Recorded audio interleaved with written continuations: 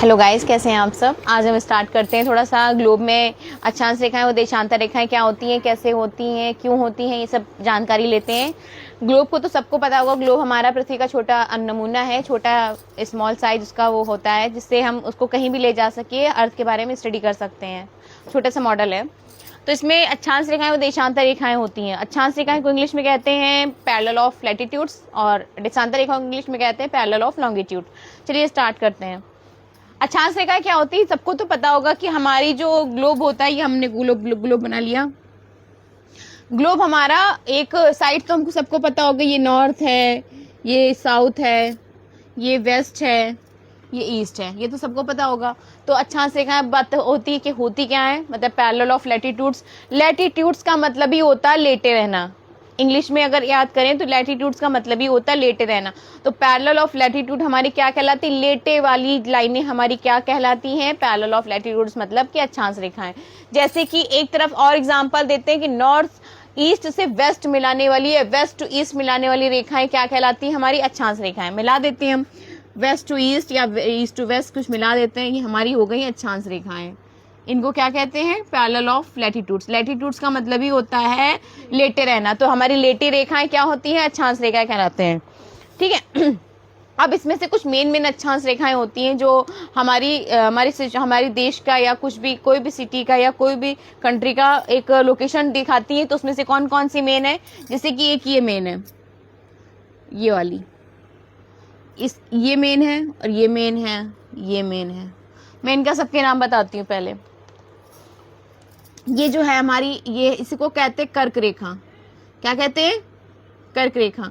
इसको इंग्लिश में कहते हैं ट्रॉपिक ऑफ कैंसर। क्या कहते हैं, ट्रॉपिक ऑफ कैंसर। मैं हिंदी में और इंग्लिश में दोनों पढ़ा रही हूँ, हमारे पास दोनों बच्चे ज्वाइन है। ट्रॉपिक ऑफ कैंसर कहते हैं। इसकी वैल्यू कितनी होती है, 23.5 डिग्री नॉर्थ। भाई 23.5 डिग्री क्या होती है, क्योंकि हमारी टोटल अक्षांश रेखा कितनी होती है, 180। 90 इधर होती है विषुवत रेखा। हमारा ये मेन है। पृथ्वी को दो बराबर पार्ट्स में बांटने वाली रेखा कौन सी लाइन होती है, विषुवत रेखा। क्या कहते हैं इंग्लिश में, इक्वेटर कहते हैं। विषुवत रेखा को भूमध्य रेखा भी कहते हैं, इक्वेटर भी कहते हैं।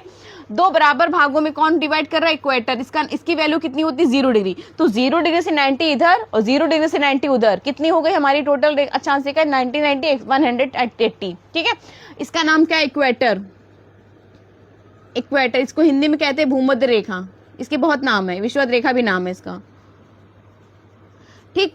अब ये लास्ट, ये जो नीचे वाली लाइन है, ये जो इसके नीचे गई ऊपर 1 2 3, इसका नाम बोले मकर रेखा। क्या है, मकर रेखा। इसको इंग्लिश में कहते हैं ट्रॉपिक ऑफ कैंसर।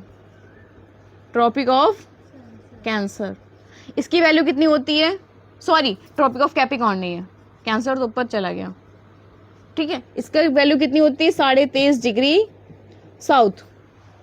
साउथ में है। तो जाहिर सी बात है, जब वैल्यू सेम होती है तो हमें डायरेक्शन से ही पता चलना पड़ता है कि कौन सी हमारी ट्रॉपिक ऑफ कैप्रिकॉर्न है और कौन सी हमारी ट्रॉपिक ऑफ कैंसर है। वैल्यू से हम जान रहे हैं 23.5 डिग्री नॉर्थ हमारा ट्रॉपिक ऑफ कैंसर है और ये हमारे ट्रॉपिक ऑफ कैप्रिकॉर्न। ठीक है। ये हमारा क्या है, इक्वेटर। क्या है, इक्वेटर। पृथ्वी को, अर्थ को दो बराबर पार्ट्स में कौन डिवाइड कर रहा है, हमारा इक्वेटर, जिसकी वैल्यू कितनी है, 0 डिग्री। ये हमारा है क्या, इक्वेटर, एक पैरेलल ऑफ लैटिट्यूड से, मतलब एक अक्षांश रेखा है। अब और आती और भी कुछ मेन होती है। एक इधर है मेन, ये चीज हमारी है, ये चीज, ये एक मेन है और ये मेन है। इसकी वैल्यू कितनी है हमारी, 66.5 डिग्री नॉर्थ। इसकी भी वैल्यू सेम है, 66.5 डिग्री नॉर्थ, ये साउथ। इसको क्या बोलते हैं, आर्कटिक, आर्कटिक सर्कल, आर्कटिक वृत्त। और इसको क्या बोलते हैं, अंटार्कटिक वृत्त, अंटार्कटिक वृत्त। देखो आर्कटिक सर्कल की वैल्यू भी 66 डिग्री एंड हाफ नॉर्थ है और अंटार्कटिक सर्कल की भी value 66 and half degree south है। दोनों की वैल्यू सेम है। अब बच्चे याद नहीं कर पाते कि ऊपर आर्कटिक है नीचे अंटार्कटिक, कैसे याद करेंगे। देखो उत्तर तो हर कोई लिख लेता, उत्तर तो हर कोई लिख लेता, तो आसान क्या है हमारा, छोटा भी क्या है, आर्कटिक। अंटार्कटिक को हर कोई लिख नहीं पाता और ना ही कोई दक्षिण लिख पाता। दक्षिण भी हर कोई लिख नहीं पाता क्योंकि बहुत से बच्चों को छा नहीं बनाना आता, छा से छतरी है। तो छा से छतरी जिसमें ज्यादा झाम होगा वो अंटार्कटिक भी होगा। तो अंटार्कटिक सर्कल की क्या वैल्यू होगी, 66.5 साउथ, ठीक है।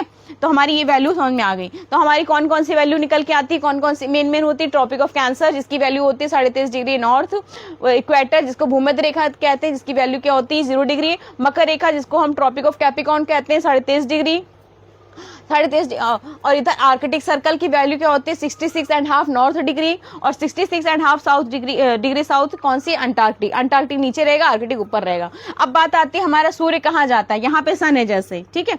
यहाँ सन की लाइट जो है कर्क रेखा से मकर रेखा के बीच ही में जाती है, ठीक। यहाँ सब थोड़ी थोड़ी आँच लगती है, जैसे यहाँ आगे लगा दो तो थोड़ा बहुत आँच कहीं दूर पे जाएगी, वैसे ही इस दोनों की आंच यहाँ पे जाती, बाकी हमारा मेन कहाँ पे है, इनमें जाती है, सन की लाइट डायरेक्ट पड़ती है, तभी यहाँ पे बहुत सारे अनाज, बहुत सारी वनस्पति, बहुत सारे पेड़ पौधे अच्छे से पाए जाते हैं, ठीक है।